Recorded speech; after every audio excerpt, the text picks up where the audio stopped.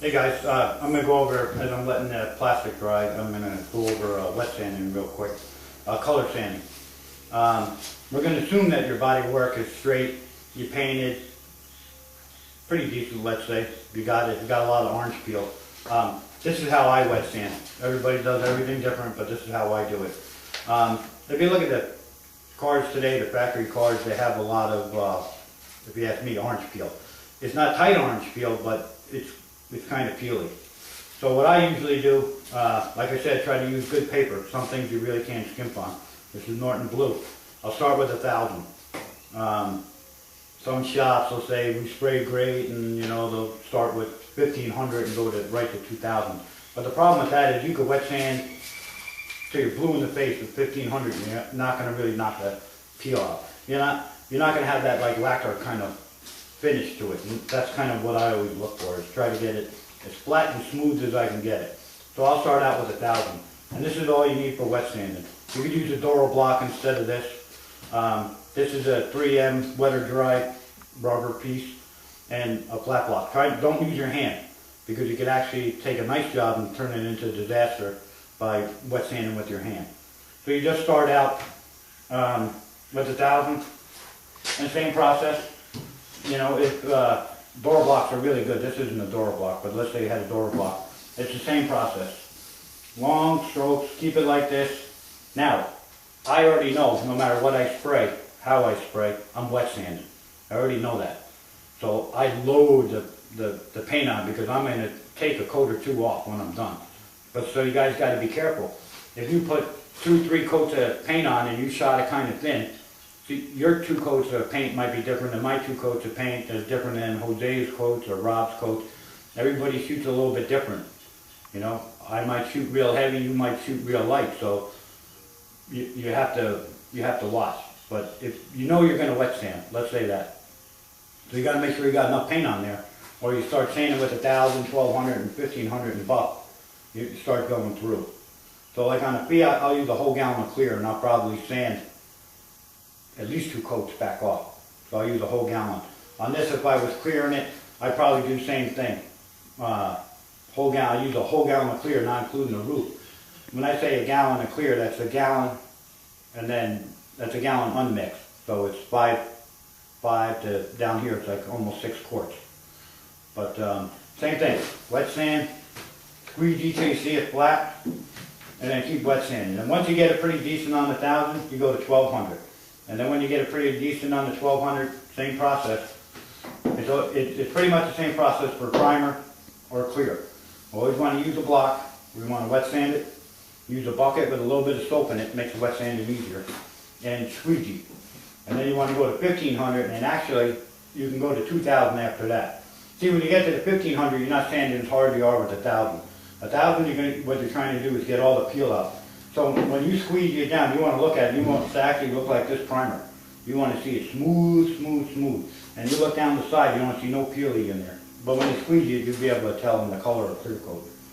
So your hardest sanding is going to be with 1,000, then 1,200 goes a little easier, and then 1,500, and 15, if you do a jump to 2,000, it goes a lot faster as you get finer in the grit, because you really, what you're doing with the 1,200 and 15 and the 2,000 is just trying to get rid of the grits before. You're doing all your cutting with 1,000, and then the rest of the grits are just to get rid of the 1,000 grit. And then if you finish in 1,500 or 2,000, you hit it with a buffer, it goes super quick. You're super fast on the buffing. If you're leaving at 1,000, you're going to be buffing for a long time. As far as waiting on the paint to dry, depends on what paint you use. One guy said that somebody told him a week, another guy said, oh, a couple of days. If you shoot Emerald, I wouldn't wait more than 2 days and I'd start wet sanding and buffing. Because after, I think it has a period of like 7 or 10 days, I don't remember, it's like buffing concrete. It gets almost impossible. If you shot acrylic enamel even with hardener in there, crap, you could be waiting a month before you buff. So, it all depends. Urethane, a couple days with wet sand, let it breathe out in 1,000. You can wet sand it, let it dry some more. What it's doing is actually opening it up and letting it dry, let any of the producers out. So if you want, cut it with 1,000, wait a day, cut it with 1,200, and then wait another day, you might be tired after you do that, so you want to wait a day anyway. And then 15 to 2,000, wait a day and then buff. Make sure everything is really clean when you're wet sanding. If you hear a little eat, a little squeak, that means there's a piece of dirt in there and it could actually put a nasty groove in your paint. So just remember, you got enough paint on there. Now, if you just shot 2 coats of acrylic enamel on there, you can't follow what I'm saying. You'll go right through it. You'll burn right through it when you go to buff. So make sure you got enough paint on there. If you're confident you have enough paint, follow this process. Even if you mess it up, I would rather see you guys shoot it on the drier side, put a lot of color on instead of trying to get a super slick finish. I know buffing's a lot of work, but you know, a Fiat's worth it. They don't make them anymore. It's Italian like me, so you know, it's just great. But so I like to see them when you guys get them all slick and nice and pretty. And I don't really follow the original thing, so you know, cool colors are, you know, the thing for me. But like I said, another place to get a lot of products is smartshoppersinc.com. Your local supply place. Try to stay with good paper. It really makes a difference. You can get cheap paper, but you know, if you got cheap per sheet, you started sanding, you'd actually notice the difference.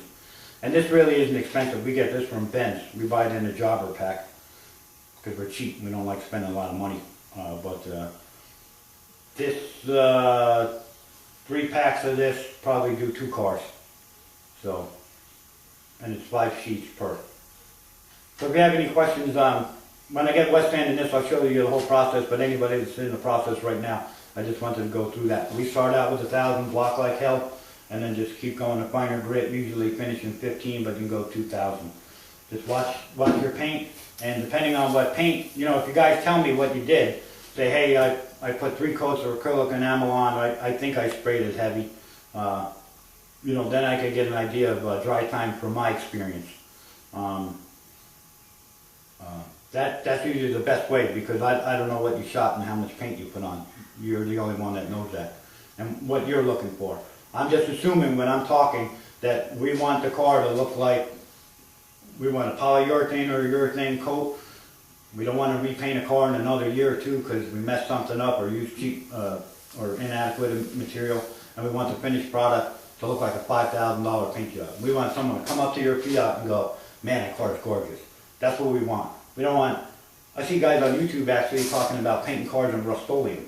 You know, you could, crap, for $79 you could buy a gallon of paint. Why would you put it in Rust-Oleum? You know, so that's not what we're looking for. So any questions, if you'd be really specific, I could help you out some more. You know, this is the way I do things, and my vision, like even on this, is to be wet sanded and buff flat. So I already know when I'm starting what I'm looking to do. And somebody asked about the bullet holes on this truck. What we did on the bullet holes is we actually took a copper pipe that we had and we banged it flat and put it behind and then welded the hole. I don't have any bullet holes to show you, and I really don't feel like shooting any, but that's a great way to fix a hole. Put a piece of copper behind it, take your MIG with a gas, an 023 wire, and put a piece of copper behind it, and then you can weld up the hole without it falling through. It's a great little trick. Guys, got any questions? Fiat124FL at yahoo.com. Thanks for watching.